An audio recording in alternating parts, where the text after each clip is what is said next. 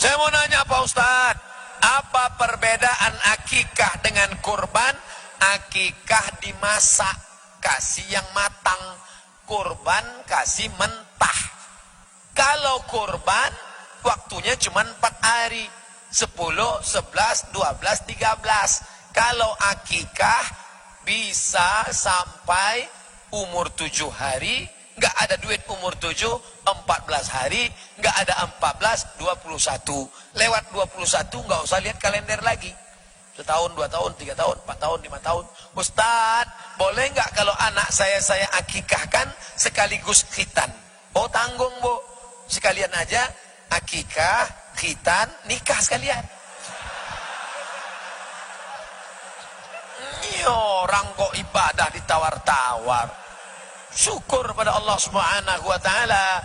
Ustadz, boleh nggak kalau kami gabung, kami campur antara akikah dengan kurban? 1 ekor sapi, 3 akikah, 4 kurban, 1 sapi. Nggak boleh. Ada ustadz yang ceramah, nggak boleh dicampur antara akikah dengan kurban. Pokoknya 1 akikah, 1 kambing. Nggak boleh campur 7 sapi. 1 sapi, 7 orang, nggak boleh. Itu dia pakai kitab namanya Fikih Sunnah Sayyid Sabiq, mazhabnya Hanafi. Tapi kalau kitab mazhab Syafi'i, Qalyubi wa Umairah, Hasyiah Al-Bujairimi, boleh. Anak 3 akikah, bapak, ibu, anak 2 kurban. 4 tambah 3, 7. Boleh. Wah kami gak maulah Pak Ustadz, masa 7 orang berdesak-desakan naik 1 sapi.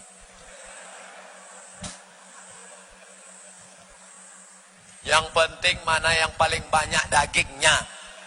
7 ekor kambing kurus-kurus. Kambing yang mau sakaratul maut. 1 ekor sapi Australia limosin. Harganya 1 miliar. Makannya aja kita takut. Oh bagus, luar biasa. Andai kita belum akikah, apakah boleh berkurban? Enggak ada larangan.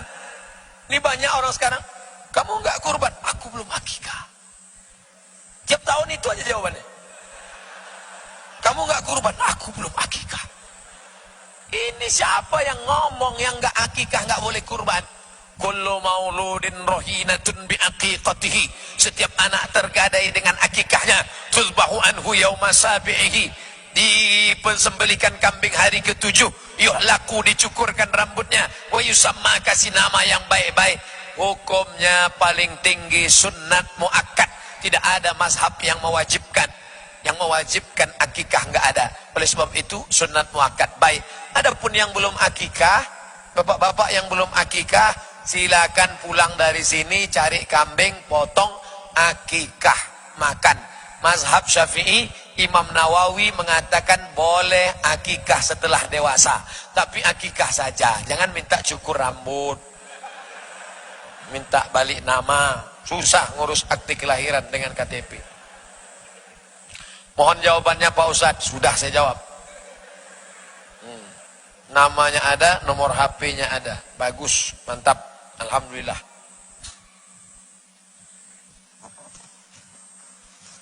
Apa doa yang baik untuk ortu kita yang udah meninggal dunia? Wa in khatimul Qur'ana, kata Imam Nawawi, mazhab Syafi'i. Wa in khatimul Qur'ana, seandainya mereka mampu sekhatam Al-Quran. Ibu, bapak, jangan terlalu larut dalam kesedihan orang tua meninggal dunia. Jangan cuma nangis-nangis berurai air mata. Bacakan Al-Quran. Asal sedih ambil Quran. Baca dari Al-Fatihah, Al-Baqarah, Ali Imran, An-Nisa, Al-Ma'idah. Setelah khatam, ya Allah sampaikan pahala bacaan aku sekhatam kepada almarhum bapak ibuku. Paling afdal. Wa in khatimul Quran. Kalau enggak sanggup sekhatam Quran, qalbul Quran ya Yasin wal Quranil Hakim. Kalau nggak sanggup baca Yasin, jurus terakhir Ummul Quran Al-Fatihah. Yang nggak mau baca Al-Fatihah mati aja lah.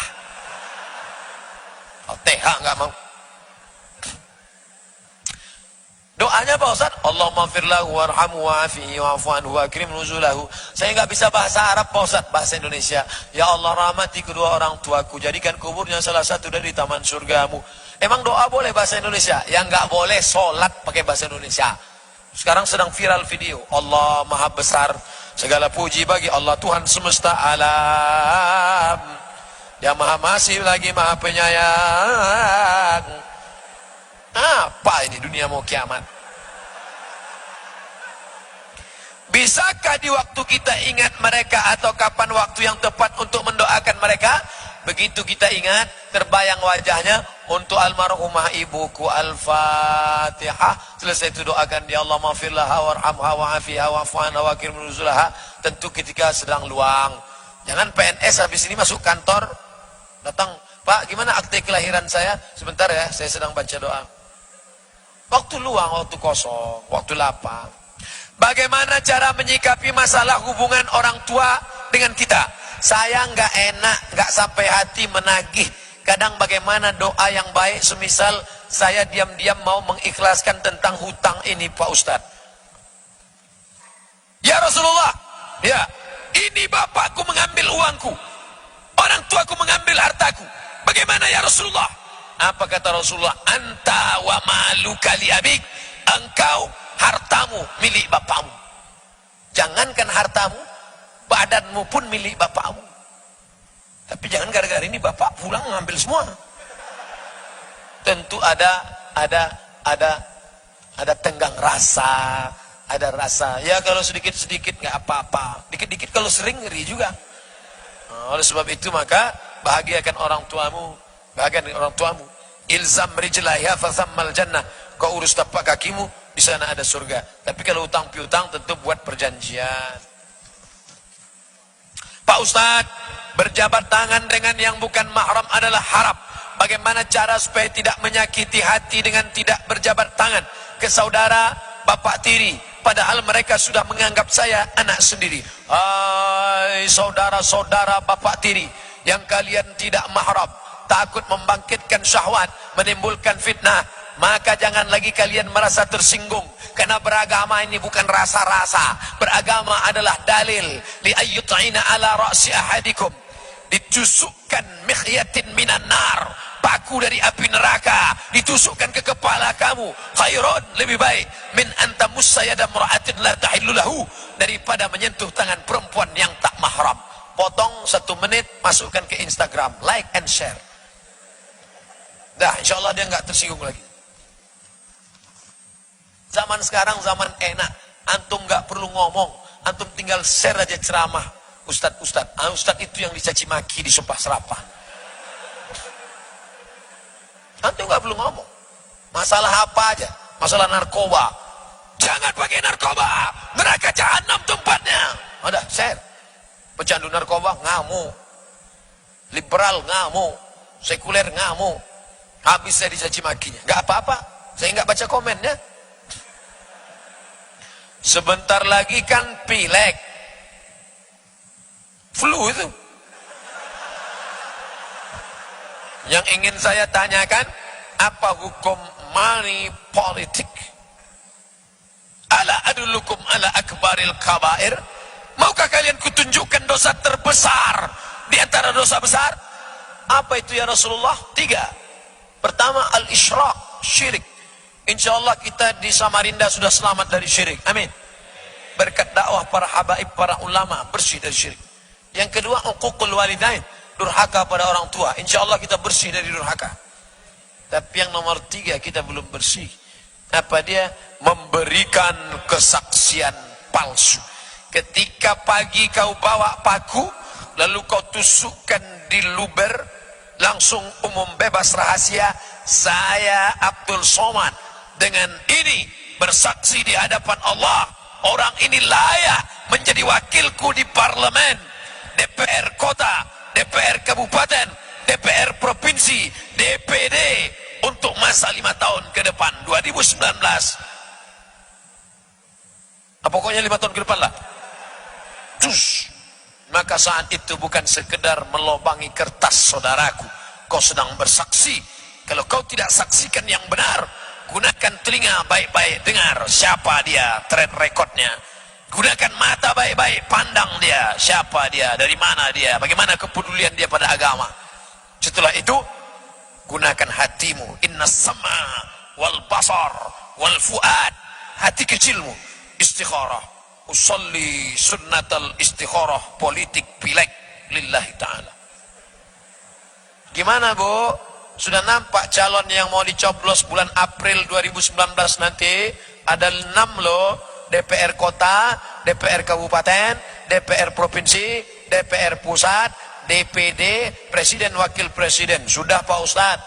Mana yang mau dicoblos? Nih gambarnya. Kenapa pilih yang itu? Dia udah ngasih jilbab 3, rebana 1 set. Kemarin keramik kamar mandi dia yang ngasih. Pas dia datang ke masjid kami sambut dengan lagu Ya Dana, Ya Dana, Ya Dana, Ya Dana, Ya Dana, Dana. Backing vokalnya salah. La la la la la la la. Nah, akhirnya nggak cair. Bapak, Ibu, Saudara sekalian, saya akan mencalon. Nanti kalau saya menang, ini saya bawa 1 gulung karpet. Kalau saya menang, ini DP-nya akan saya bawa lengkap. Tapi kalau saya kalah, DP ini saya jemput lagi. Jangan Pak, jangan kau bawa politik ke masjid, tapi kau bicara politik di masjid. Masjid dijadikan sebagai penyadaran umat. Jangan ada black campaign, kampanye hitam. Jangan ada di sana money politik. Ustaz, dia bolak-balik ngasih duit, saya nggak bisa tolak. Yang ada kan tolak bala, tolak duit kan nggak ada. Ambil duitnya, serahkan ke fakir miskin, anak yatim. Tapi dia ngancam, mana fotokopi KTP? Kalau gitu ambil uangnya, jangan coblos orangnya. Ambil aja duit. Ustaz pernah ngambil? Enggak. Sampai sekarang calon DPR, bupati, gubernur, tolong Ustaz nanti pilih saya, tak pernah saya ambil. Kenapa? Dikit. Nanti kalau ada yang nelpon saya dari Samarinda, Assalamualaikum. Waalaikumsalam. Saya dari Samarinda Pak Ustaz. Ini ada pileg caleg yang ngasih uang 300.000 untuk milih dia. Boleh apa nggak boleh? Haram. Nggak boleh. Kalau 3 juta Pak Ustaz, haram. Kalau 30 juta Pak Ustaz, sebenarnya ulama nggak sepakat dalam masalah. Ada beberapa. Jadi kesimpulannya Pak Ustaz, haram. Tetap haram juga. Tetap haram. Kalau Ustaz setengah, halam.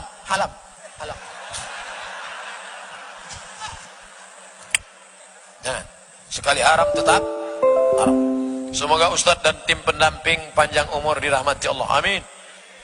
Apa benar belajar tanpa guru berarti gurunya setan? Jangankan belajar akidah, jangankan belajar halal haram makruh mubah, belajar ngaji aja kalau nggak pakai guru. Beli Quran, mu'allaf, beli Quran PDF, baca sendiri. Bismillahirrahmanirrahim. Alamaso. Itu nggak berguru. Tapi kalau berguru sama imam, kata imam saya mau baca Alif Lam Mim Shad. Ada nggak?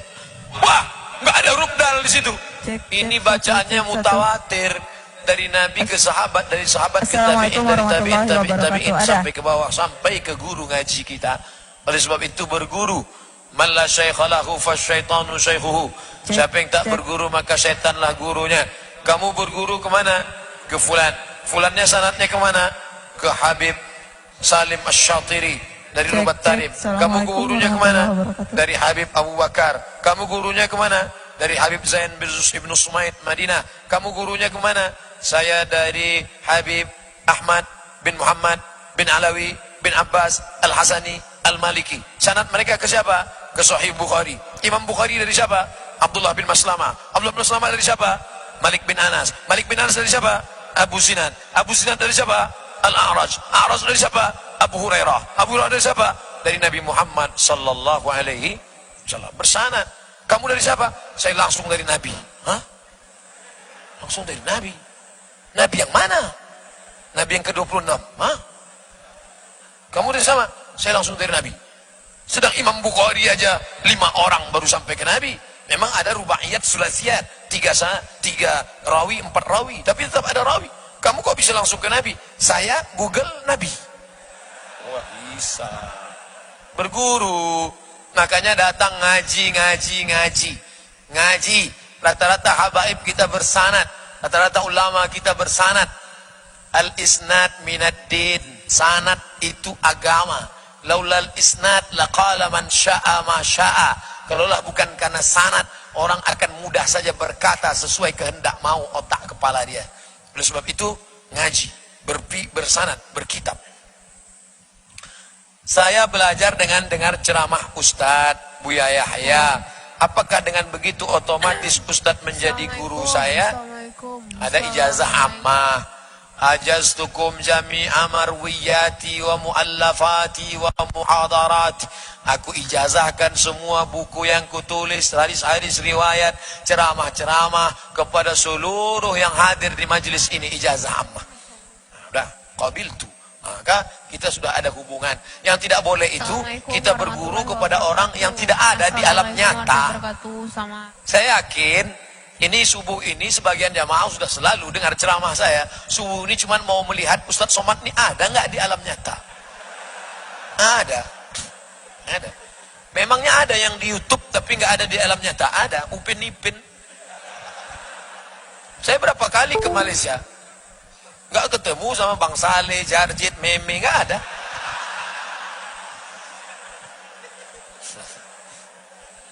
Apa hukumnya bangun masjid di atas tanah sengketa? Sekitarnya terdapat beberapa masjid sangat dekat. Sudah ada penolakan dari warga. Ini bukan masalah agama, ini masalah hukum. Tanya ke BPN, Badan Pertanahan Nasional. Adapun membangun masjid itu 2. Kalau ada sholat subuh, zuhur, asar, maghrib, isya, namanya masjid. Subuh, zuhur, asar, maghrib, isya, masjid. Tapi kalau ada sholat Jumatnya namanya masjid jami'. Menurut mazhab Syafi'i, dalam satu negeri boleh banyak masjid, tapi masjid jami' cuma 1. Itu makanya di beberapa tempat habis sholat Jumat, sholat zuhur lagi. Kenapa? Karena khawatir Jumatnya tadi batal karena terlalu banyak Jumat. Di antaranya di Pandeglang, Banten, di sebagian tempat habis sholat Jumat, sholat zuhur lagi. Itu pendapat mazhab Syafi'i. Lalu yang banyak diamalkan orang sekarang Jumat sana, Jumat sana, Jumat sana. Itu pendapat mazhab Hanafi. Asal cukup penuh masjid, penuh, boleh Jumat, boleh Jumat, boleh Jumat. Jadi sebenarnya kita memegang beberapa mazhab dalam beberapa pendapat. Tidak dalam semua pendapat. Dalam beberapa pendapat kita sedang talfik, mencampur beberapa mazhab. Pak Ustadz, apakah di rumah Allah yang dimuliakan ini ada perbedaan antara panitia dan jamaah? Yang dibela-belain tidur di rumah ini demi untuk dapat tempat di depan disuruh mundur?